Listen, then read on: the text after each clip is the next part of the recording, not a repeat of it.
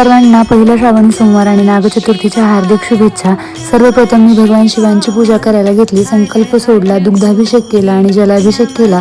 त्यानंतर शिवपिंड ताम्हणात ठेवून बाजूने पांढरी फुलं वाहिली, जी भगवान शिवांची आवडती आहेत। सजावटीसाठी छान अशी फुलं वाहिली होती मी पांढरी।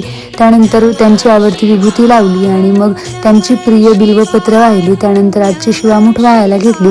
तर आजची शिवामूठ आहे तांदूळ, जी वाहताना एक मंत्र म्हणायचा असतो तो म्हणाले। त्यानंतर रांगोळी काढायला घेतली आणि मग आजची जी दुसरी पूजा आहे नागचतुर्थीची ती करायला घेतली। नागचतुर्थी म्हणजे काय, तर नागपंचमीच्या आदल्या दिवशी नागचतुर्थीची पूजा केली जाते, ज्याला आपण भावाचा उपवास म्हणतो। त्या दिवशी पाटावर एक रांगोळीचा नाग काढायचा, त्याला वस्त्रमाळ, हळदी कुंकू, दुर्वा, आघाडा व्हायचा असतो। सोबतच नैवेद्य म्हणून दूध आणि ज्वारीच्या लाह्या दाखवायच्या असतात। तर अशा प्रकारे माझ्या दोन्ही पूजा संपन्न झाल्या।